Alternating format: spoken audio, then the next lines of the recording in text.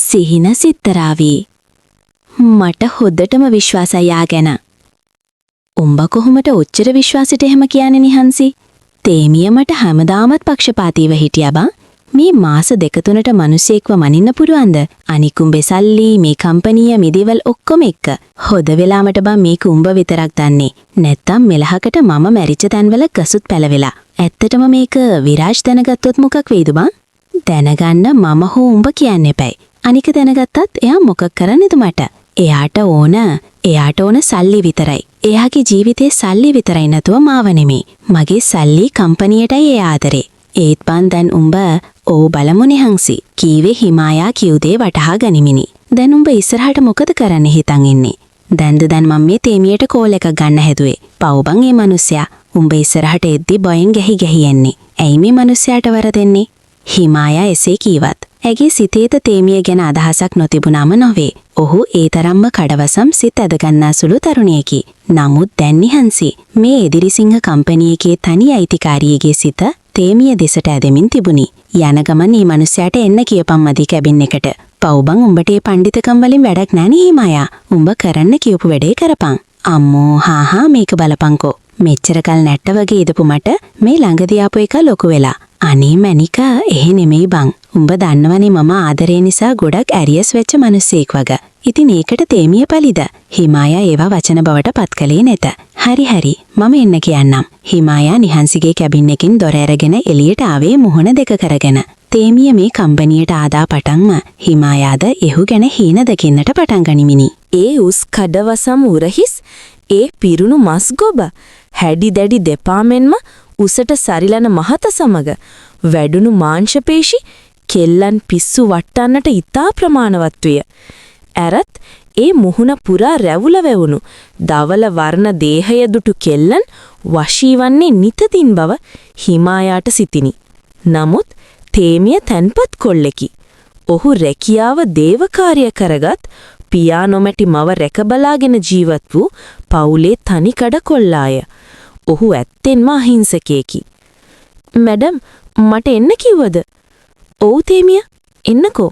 ඇවිල්ලා ඉඳගන්න. මෙහෙම හොඳයි මැඩම්. කමක් නෑ. එන්න වාඩි වෙන්න. ඒත් මැඩම් දැන් මෙතන මාව කේන්ති ගස්සන්නද ඔයාට ඕනි? එනවද නැද්ද මෙතනට? තේමිය ඊට අපහසුවෙන් මෙන්ම කුලෑටි බය අඩු ගතියකින් වෙලී ගියේය. හෙමින් පැමිණ තම ආයතන ප්‍රධානියගේ මේසේ එහා පැත්තේ නිදගත්තේය.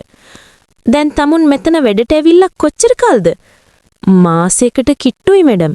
ඉතින් තාම දන්නේ නැද්ද මන් දෙයක් කිව්වම ඒක මොකක් වුණත් කරන්න ඕනි කියලා. ඇගේ වදන්නේසි ඔහුගේ ඇස් උඩගොස් බයෙන් සිටිද්දි ඇය සිතින් සතුටින් නිපිල ගියාය. ඔහුගේ ඒ හැසිරීම ඇගේ සිත් ගත්තාය.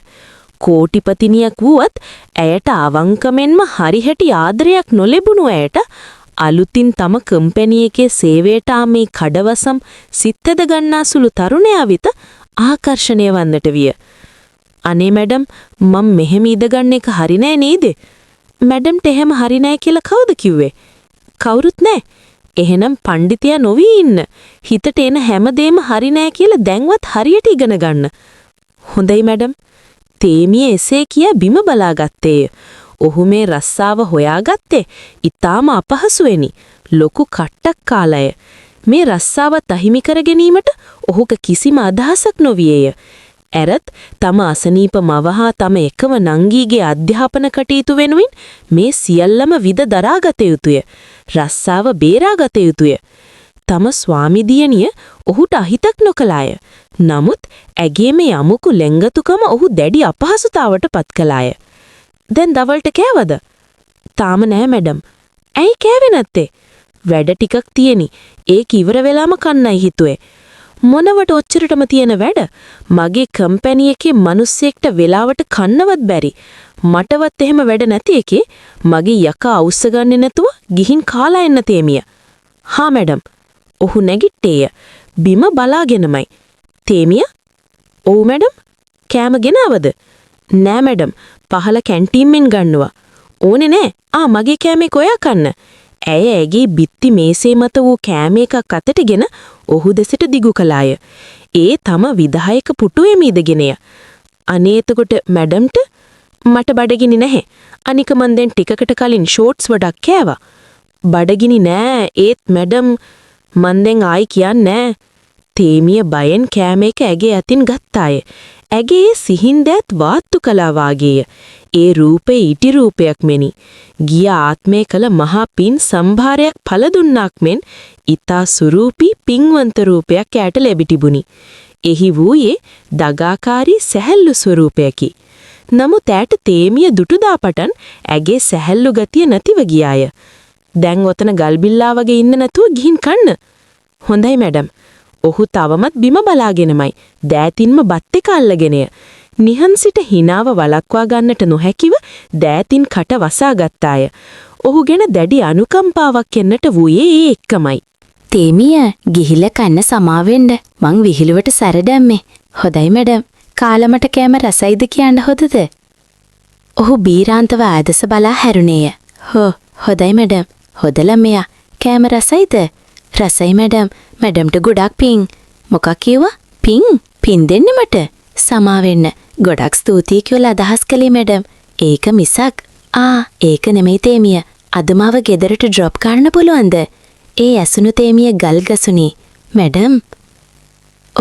මගේ වාහනේ අද නෑ. කරුණාදාස අංකල් වාහනේ අරන් ගමනක් ගිහිල්ලා. මාව ගෙදරට ගිරිලා ඇරලවන්න පුළුවන්ද? ඒක් මැඩම්. තේමිය බියෙන් මෙන් දෙවුර සොලවන්නට විය. කමක් නෑ එහෙනම්. මම බස් එකේ යන්නම්. එතකොට හරිනේ. මට පික්නිවල යන්න බයයි. මාව අරන් ගියොත් දාගෙන. ඇය කීවේ දුකෙන් මෙනි. තේමිය වික්ෂිප්තව තම ස්වාමිදියණිය දෙස බලන්නට විය. අනේ මැඩම් බස් එකේ යන්න ඕනේ නෑ. මම ගිහිල්ලා ඇරලන්නම් ගෙදර. කරදරයක් නං එපා. නෑ මැඩම් කිසිම කරදරයක් නෑ. මම ගිහිල්ලා ඇරලවන්නම්. තේමිය ඇගේ ඔෆිස් කාමරේ නිලියට පැමිණි ලොකු හුස්මක් ගත්තේය. ඒ අය තම ස්වාමි දියණිය වීමත් ඇය ඊටාම රූමත් වීම නිසා වැරදීමකින් හෝ ඇගේ ඒ සුරූපී වත දෙස බැරේ වී යයි බියෙන් යයි. ගෙදරට එනවත් ඇයට දැනුනේ නැත. තේමිය රියදුරු අසුනේ වාහනය පදිද්දී ඇය යාපද අනෙක් අසුනේ සිට ඔහු දෙස හොරෙන් බලාමින් සිටියේ. කම්පැනි එකේ සිට එන්නට පටන්ගත් වේලාවේ සිටමයි. තේමිය ඉදිරිපසම බැලුවා මිස ඈ දෙසවත් බැලුවේ නැත. ඔහු කොතරම් බිය වූ ආදයත් ඈ සිටි පැත්තේ පැති කණ්ණාඩිය දෙසවත් මොහොතක් හෝ නොබැලුවේය. තේමිය මැඩම් මොකද නිකම් බය වෙලා වගේ? නෑ මැඩම් එහෙම නෑ. නෑ නෙමෙයි අඩු ගානේ මං දිහා බලන්නෙවත් නෑනේ. අනේ නෑ මැඩම් එහෙම නෑ. එහෙනම් මං දිහා බලන්න එකපාරක්. තේමිය අපහසුවෙන් වගේ ඈ දෙස බැලුවේය. ඒ සරාගී දෑස් අතරේ සිර වෙන්නට විය. ඔය ඉස්සරහ ගේට් එක ඈ කීවේ මදහසක් මුවේ රදවාගෙන. ඈ කෝල් එකක් ගට්ටාය. එකවරම විශාල ගේට් එක ඇරුණි. මැඩම් වාහනේ මෙතනින් තියන්නම් නේද? එතකොට ඔයා යන්නේ? බස් එකේ ඔයාට පිස්සුද තේමිය? නෑ මැඩම්. ඒක නෙමෙයි තේමිය. එන්න ටී එකක් බීලා යන්න. මේ වැස්සේ. ඒත් මැඩම් මන් එන එක මැඩම්ට හරි නෑනේ. තේමිය මෙන්න මෙහෙ එන්න ටී එක බීලම යන්න පුළුවන්නේ. ඒත් මැඩම් සර් ඉන්නවනේ. හරි නෑනේ. ඒ පණ්ඩිතකම් වලින් ඔයාට වැඩක් නෑනේ. අනික සර් ලංකාවේ නෑ. ලංකාවේ නෑ? ඔව්. එයා බිස්නස් වැඩ වගේ එකට ලන්ඩන් ගිහිල්ලා. එන්න සතියක්වත් යනවා. මෙන්න මෙහෙ එන්න. තේමිය ඒත් මැඩම් ගෙදර වැඩ කරන්න ඉන්න කෙනෙක් හරි සර්ට කීවොත් එහෙම ඒ නිසා මං යන එක හරි නෑ නේද? මෝඩයෝ තමුසෙන්නේ මගේ බෙඩ්රූම් එකට නෙමෙයි. සාලේ ඉඳගෙන තේ එකක් බීලා යන්නනේ. ඒක මොකටද අපේ මිනිස්සයාට කියන්නේ කවුරුවත්? ඇය එසේ කියද්දි තේජාන්ට ලැජ්ජාවක්ද ඇතිවිය. ඔහු නිහඬව වාහනයෙන් බැස ඇය පසුපසින් ගියේය. මෙහින් ඇදිලා ඉඳ ගන්න. ඇය විසිත්ත කාමරයට විත් විශාල සෝෆාවක් පෙන්නුවාය. හා මැඩම් ස්තුතියි. ඇසලින් නැන්දේ. ඇය තරමක් උස් හඩින් මුරගෑවාය. මැදිවියේ පසු කරමිල් සිටි කාන්තාවක් දොරක් අතරින් මතුවිය. ඔව් ලොකු නෝනා. මේ අපේ ඔෆිස් එකේ මහත්තයෙක් මාව ඩ්‍රොප් කරන්න ආවා. මගේ වාහනේ කැඩිලා නිසා. මේ මහත්තයාට බොන්න මොනවා හරි ලෑස්ති කරන්න. මං එන්නම්. හා ලොකු නෝනා. ඇය තේජාන් දෙස බලා සිනාසී ඇසලින් සමග ගියාය. ටික වේලාවකින් ඈ බීම වීදුරුවක් රැගෙන ආවාය. ඒ තේජාන් වෙත අත් දෙකින්ම දුන්නේය. ඔහු වෙත නැඹුරු වෙමිනි. ඇගේ සුදුම සුදු හංස යුවල අඩක්ම විවරව ඔහුගේ නෙත් ගැටුණි. ඔහුගේ ඇස් ඉබේම පහළට යොමු වෙමිනි. ඇයට හිනාවක් ගියේ තෙහිමියගේ ඒ ක්‍රියාව දුටු විටය. අයි මට ඔච්චරටම බයයිද? ඇය ඔහුට මදක් එහායින් වාඩි විය. ඇගේ පාවහන් හෝ සපත්තු නැති ඇද්දලවන් දෙපා බිම ගැටි ඇති බව ඔහු දුටුවේය. මැණික් කටුවට උඩින් ඇගේ පාදයක වූ රන්තැල්ල දුටු ඔහුට කෙලත් කිලුණේය. මම මැඩම්ගේ සේවකයනේ. ඔච්චරටම බය වෙන්න එපා තේජාන්. බොන්න බීම එක. ඇගේ දෙපා එක läගය. කකුල් ඇද්දලමින් සුදුයි. එක කැලලක් හෝ ඔහු නොදුටුවේය. කකුල් එහෙමනම් අනිත් ඇන්. බීම එක සීතල වුවත් එයින් ඔහුගේ නලලේ වූ දහඩිය නැති කලේ නැට. ඔයා මන් දිහා බලන්නෙවත් නැත්තේ මම් කැත නිසාද? අනේ මැඩම් දිව්‍යාංගනාවක් වගේ ලස්සනයි. මං ගැන එහෙම හිතන්න එපා. මං මැඩම්ගේ සේවකයා විතරනේ. තේජාන්ට පුළුවන් ද මගේ බොඩිගාඩ් වෙන්න? ඔහුට ගට්බීම වීදුරුව ඉස්මොල්ලෙන්නට මෙන්විය. මොකක්ද කිව්වා? ඕ, ඇයි ප්‍රශ්නයක්ද? ඔව් මැඩම්, ඒකනම් ප්‍රශ්න පත්‍රයක්ම තමා. ඔහුට කියන්නට සිතුනත් ඔහු එසේ කීවේ නැත. නෑ මැඩම්, ඒත් මට එහෙම කිසිම පළපුරුද්දක් නෑ ඒ ෆීල්ඩ් එකේ. ඒකට පළපුරුද්ද ඕනේ නෑ මිනිස්සුયો. ඔයාට තියෙන්නේ මම යන තැන්වලට මා එක්ක එන එක. නිකම් මම ළඟින් ඉන්න එක. එච්චරයි. එච්චරයිද? ඔව්. එහෙනම් කමක් නෑ. ඒත් මැඩම්, ඒ ගමන මොකෝ මැඩම්? සර් මොනා කියයිද? එයා මොනා කියන්නද? මම කරන්නේ මට ඕනේ දේ. අනික තේජාන්, ඔයා මෙහි ඉන්න ඕනේ නෑ. මාව උදේට මෙහෙන් ගන්නයි, ආපහු ගෙනල්ලා ඇරලන්නයි ඔෆිස් එකේදීත් මගේ ගාඩ් විදියට ඉන්න. හා මැඩම්. මං වොෂ් එකක් දාන් එන්නම්. මැඩම්, මං එහෙනම් යන්නද? මොකද ඔච්චර හදිසි මහත්තයා. ඇයි බයද මම කයි කියලා? ඇය ඇස් හීනී කරමින් කිව්වේ ඔහුගේ දැස් දෙසම හොදින් බලමිනි. තේජාන්ගේ හිත කලබල වී තිබුණි. ඒත් මැඩම්, සර් ආවොත් එයා අද එන්නේ නා මැට්ටෝ. ඇය කීවේ සිනාවක් මුවගට නගා ගනිමිනි. ඒ අතර ඇය පඩිපෙළ නැග්ගාය. තේජාන් අසරණ වුණු ස්වභාවයකින් පෙළෙන්නට විය. ටික වෙලාවක් ගත විය. කිසිවෙකුත් පෙනෙන්නට නොවිය. ඔහු ඒ අතිශයින්ම වටිනා ගෘහ භාණ්ඩ පිරුණු ඒ අධි සුඛපෝභෝගී විසිත්ත කාමරයේ තනි වී සිටියේය. නමුත් ඒ නිහෙඩියාව බිදිමින් පඩිපෙළ දෙසින් අඩි සද්දයක් ඇසුණු නිසා තේජාන් හැරී ඒ දෙස බලුවේය.